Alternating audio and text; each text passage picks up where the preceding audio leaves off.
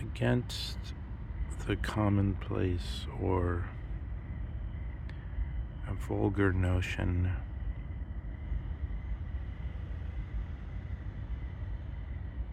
that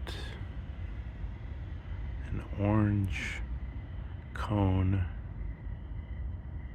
I'm thinking of like a construction cone, is orange. So the principle of metaphysics, so far as metaphysics are the laws of thought, which were begun with Aristotle and ended with Leibniz, and spanned for, therefore, about 2,200 years,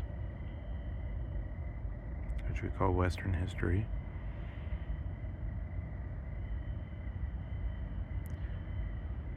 If there is a Dasein with eyes that are in the common way of denominating the matter, colorblind, who lack the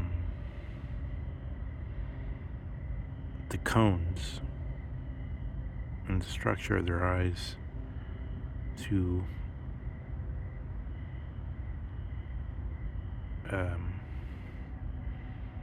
in fact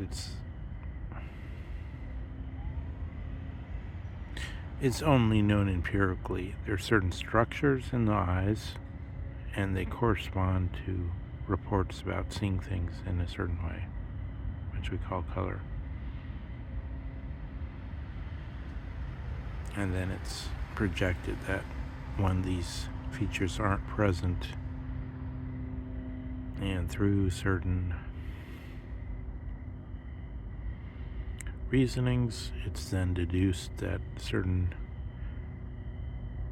persons with different structure of eyes are so-called colorblind, and also that dogs, generally speaking, I don't know if that actually goes for every breed of dog. I'm not sure on the details about it, but the dogs are generally colorblind.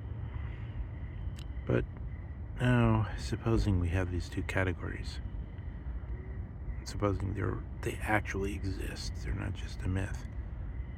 So, supposing some beings live their entire life in colorblindness, and others in the tricolor 3 cones, but not in the 4 cones, because it's said that there's also many eyes that have a greater color keenness than the average.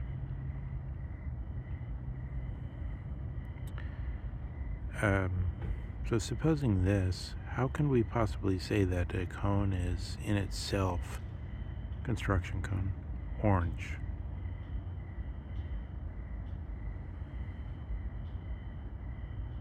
The principle of identity is therefore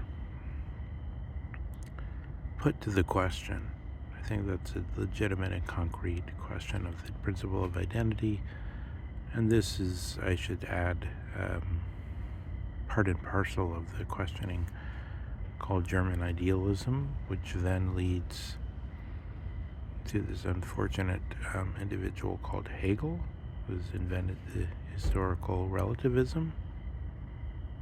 All the Zeitalter are ages, which are, according to him, supposed to dialectically lead to the absolute age, or the end of history, that of universal history. But I'm going to say we have not arrived at the end of, surely we have not arrived at the end of universal history. Although, of course, this is not merely conceived as the end of external events, but as the end of the march of the ideas across the centuries, as them reaching their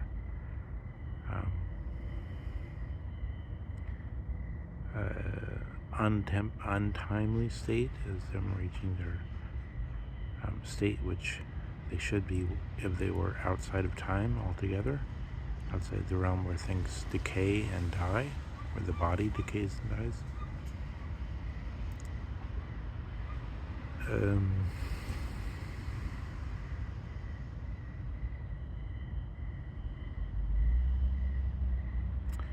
since this state that Hegel has claimed to be the state that he's appealing to does not exist, surely does not exist, then we see the cogency of the entire life of Friedrich Nietzsche. Friedrich Nietzsche, the philosopher of so-called nihilism, which, however, is another attempt at philosophy, another attempt at truth. Truth as untruth. Truth as a tightrope walker who keeps going as though the improvement from the crystalline spheres to Ptolemy to Copernicus to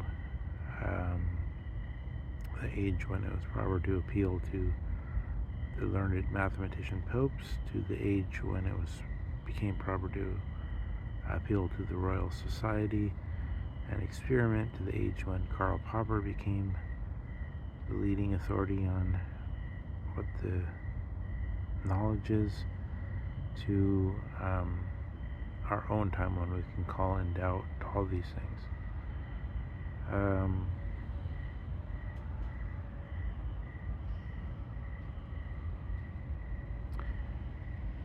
So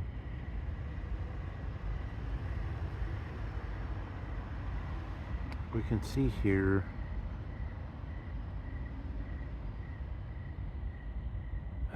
that we have something to think about in the principle of identity, which is not totally obvious at first blush, but yet we can see that this is a serious objection. It's not just a game, but it's a serious objection to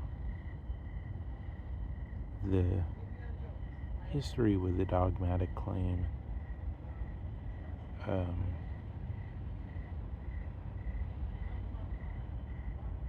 that contradictory claims about the same thing are impossible.